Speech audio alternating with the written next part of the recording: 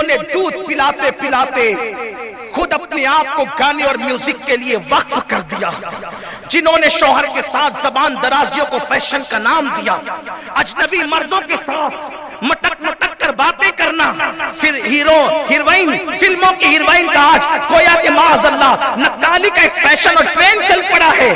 یاد رکھو اے کنیزان فاطمہ، اے کنیزان فاطمہ، اچھی طرح یاد رکھو کہ موت کی تلوار تمہارے سروں پر بھی لٹک رہی ہے۔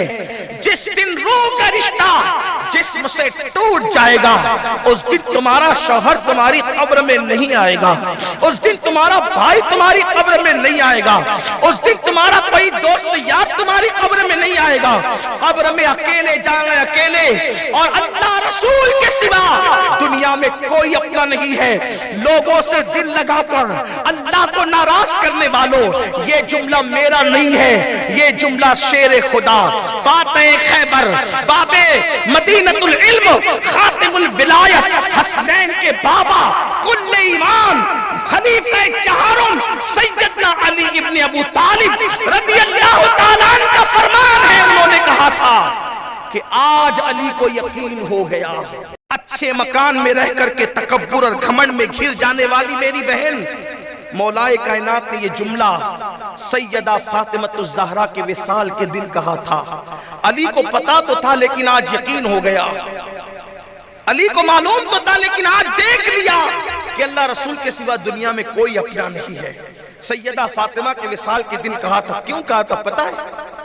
جب سیدہ فاطمہ الزہرا کو قبر میں رکھ دیا گیا، قبر میں رکھنے کے بعد مولا کائنات نے مٹی ڈالنے سے پہلے قبر کے کنارے کھڑے ہو کر کہا، فاطمہ فاطمہ فاطمہ، 3 بار پکارا، کوئی آواز کوئی جواب نہیں آیا۔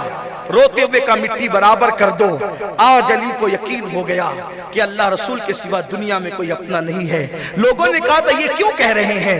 فرمایا یہی فاطمہ تو تھی، ایک بار آواز لگاتا تھا، بار بار لبیک لبیک کہتے ہوئے پکار پکار کر کے دوڑی دوڑی چلی آتی تھی۔ آج 3 مرتبہ آواز لگایا، آخر کیا ہو گیا کہ آواز ہی نہیں دیتی، جواب ہی نہیں دیتی۔ اللہ اکبر۔ تو میری بہنوں، کب تک کے گناہوں کا سلسلہ دراز ہوگا؟ کب تک کے بے حیائیوں کا سلسلہ دراز ہوگا؟ کب تک کی آوارگی کا سلسلہ دراز ہوگا؟ قدرت مہلت دے رہی ہے، اس مہلت کا مس یوز نہ کرو۔ کب تک اللہ رسول سے دور رہ کر آخرت کی تیاری کو بلائے بیٹھے رہو گے؟ سوچو تو صحیح، یہ قبر کی وادی کے اندر جانے والوں، سینکڑوں درجنوں ہزاروں جنازے اپنی نگاہوں کے سامنے اٹھتے دیکھا، لیکن تیاری کیوں نہیں کرتے؟ کیوں آخرت کی فکر نہیں کرتے؟ اللہ اکبر۔ آخرت میں کچھ کام نہیں آئے گا، اعمال کام آئیں گے، اعمال۔ آقا کریم نے فرمایا، میں نے جہنم میں سب سے زیادہ اگر کسی کی تعداد دیکھی تو عورتوں کی تعداد۔ اے عورتوں کثرت سے صدقہ دو، کہ میں نے جہنم میں سب سے زیادہ عورتوں کو دیکھا۔ دوپٹے مفلر بن گئے۔ ابھی سیدہ طیبہ طاہرہ خاتون جنت ملکہ فردوس بری سیدہ فاطمہ کا ذکر ہو رہا تھا۔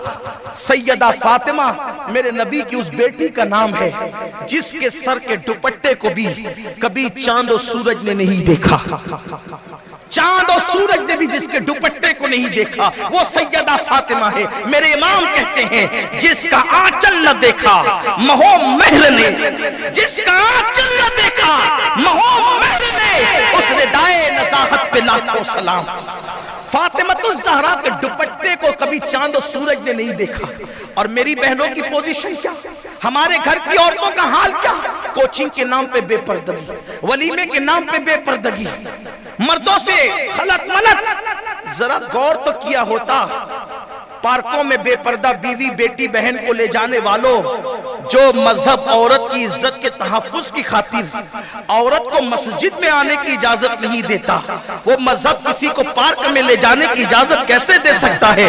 لوگ کہتے ہیں مولانا یہ پرانے خیالات ہیں، عورت کو جو ہے پردے میں رکھنا یہ عورت پہ ظلم ہے، یہ عورت پہ زیادتی ہے۔ ہم نے کہا کیا پردے میں رکھنے کا نام ظلم ہے؟ اگر پردے میں رکھنے کا نام ظلم ہے تو تو نے عورت کو تو باہر کیا، اپنی دولت کو کیوں باہر نہیں کرتا؟ ذرا لا کر کے جیسے عورت کو تو نے روڈ پہ میز پر سجا کر رکھ دیا، بازاروں کی زینت بنا دیا، پارکوں کی زینت بنا دیا، کبھی دولت اور زیورات نکال کے اس کو بھی پارکوں میں لا کے رکھ دے، کبھی اس کو بھی چوکھٹ پہ لا کے رکھ دے، کبھی اس کو بھی روڈ پہ لا کے رکھ دے، کہے گا نہیں نہیں مولانا وہ تو بہت قیمتی چیز ہے۔ تو نادان، دولت سے زیادہ قیمتی اگر کوئی اسلام کے نزدیک چیز ہے تو اس کو عورت کہتے ہیں۔ عورت اگر عورت بچی کی شکل میں پیدا ہو تو ماں باپ کے لیے جنت ہے، نیک عورت کی شکل میں ہو تو شوہر کے لیے جنت ہے، اور جب ماں بن جاتی ہے تو جنت اس کے قدموں میں سمٹ کر آ جاتی ہے۔ میرے نبی فرماتے ہیں الجنت کامل الامہات، جنت تمہاری ماں کے قدموں کے نیچے ہے۔ اب بتاؤ کیا جنت سے قیمتی کوئی چیز ہے؟ اور ہمارے یہاں بیٹی کی شکل میں تو جنت، بیوی کی شکل میں تو جنت، ماں کی شکل میں تو جنت۔ تو جنت کو روڈ پہ لے کے گھومو گے؟ ارے اللہ نے بھی جنت کو بے پردہ نہیں رکھا بلکہ بہت اوپر اٹھا کے رکھا۔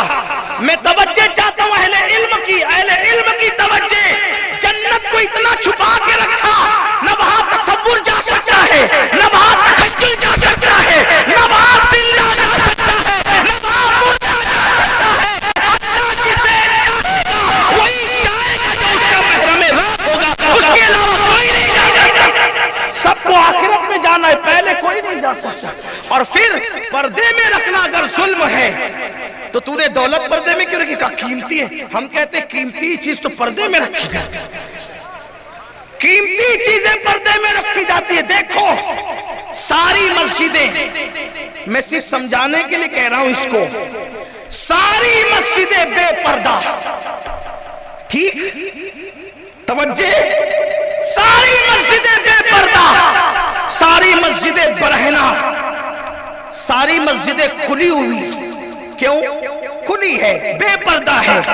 مسجد احترام کی جگہ ہے لیکن سب کھلی ہوئی ہے۔ لیکن جو ساری مسجدوں میں سب سے افضل ترین مسجد ہے جس کو حرم کعبہ کہتے ہیں، اس کو پردے میں رکھ کر کے گلاف ڈال کے بتایا گیا کہ ناگپور کی مسجد اور ہے، کعبۃ اللہ اور، دلی کی مسجد اور ہے، کعبۃ اللہ اور ہے۔ جو بے پردہ ہے وہ عام مسجد ہے، جو با پردہ ہے وہ خاص مسجد ہے۔ نعرہ تکبیر، نعرہ رسالہ، سید امین القادری صاحب قبلہ۔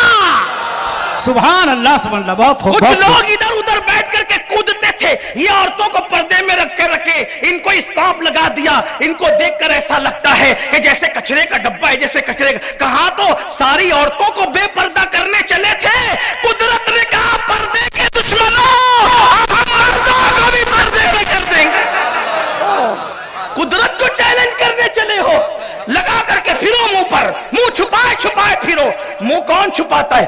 یا تو قیمتی چھپاتا ہے یا تو مجرم چھپاتا ہے۔ قیمتی تو ہو نہیں تو ہو کیا تم؟ قیمتی کا منہ تو قدرت نے چھپایا تو تم قیمتی تو ہو نہیں، اور تم کون ہو؟ واللہ ہمارے یہاں بیٹی کی بڑی عزت ہے تو مسجدیں سب کھلی ہوئی ہے، جو مسجد کی سردار ہے وہ پردے میں ہے، اور بتا دیا گیا کہ جو پردے میں وہ سب سے افضل ہے۔ اسی طرح ساری قبریں کھلی پڑی ہوئی ہے، بے پردہ ہے، بے پردہ ہے۔ ساری قبرستانوں کو جا کے دیکھو، مگر غوث پاک کی قبر پردے میں، غریب نواز کی قبر پردے میں، اعلیٰ حضرت کا مزار پردے میں، مفتی اعظم کا مزار پردے میں، احمد کبیر رفاعی کا مزار پردے میں، محبوب الہی کا مزار پردے میں، گلاف ڈال کے پردہ ڈال دیا گیا۔ اب کسی کو وہاں کھڑے رہ کے نہیں کرنا پڑتا، یہ ولی کی قبر ہے، یہ ولی کی قبر ہے، یہ صحابی کی قبر ہے، یہ نبی کی قبر ہے۔ جہاں جہاں سنیوں کا اختیار تھا، عین اللہ کے مزار پہ گلاف ڈال کے بتا دیا جو قبریں ننگی پڑی ہے وہ عام قبریں ہیں، جس کو پردے میں رکھ دیا گیا ہے وہ خاص قبریں۔ نعرہ تکبیر، نعرہ تکبیر، نعرہ رسالت۔ اسی لیے ہم قبروں کو دیکھ کر فاتحہ پڑھتے ہیں۔ جس قبر پہ غلاف ہے شرابی کی نہیں ہوگی، جواری کی نہیں ہوگی، نہیں ہوگی کسی پاپی کی، کیونکہ اس پہ غلاف ہے، پردے میں ہے۔ بہت لمبی ہو سکتی ہے لیکن زیادہ لمبی نہیں کرتا، مختصر کرنا چاہتا ہوں۔ دنیا میں کروڑوں کتابیں چھپ چکی ہے، چھپ رہی ہے، ساری کتابیں ننگی پڑی ہوئی ہے، لیکن ایک کتاب ہے جو اللہ کی کتاب ہے، وہ جزدان میں رکھ کر بتائی جاتی ہے۔ جس کو کتابوں میں سب سے افضل سمجھا اس کو بھی پردے میں رکھا۔ اور ایک بات کہوں، مخلوق کو سب کو بے پردہ کر دیا، خالق پردے میں رہ کر بتا رہا ہے۔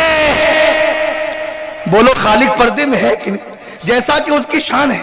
ارے حجابات اٹھانے کے لیے موسیٰ کہے تو بھی کہا جائے نہیں اٹھائیں گے، موسیٰ کے لیے بھی نہیں اٹھائیں گے۔ پردہ کتنا اہم ہے، وہ ایک ہی ہے جس کے لیے بے حجاب ہو جائے گا۔ تو عرض یہ کر رہا تھا، عورتوں کو پردے میں رکھنا ظلم نہیں ہے۔ اگر ظلم ہوتا تو مخلوق بے پردہ، خالق کو اپنی شان کے مطابق خالق نے اپنے آپ کو پردے میں کیا، جیسا کہ اس کی شان، یہ ظلم نہیں ہے۔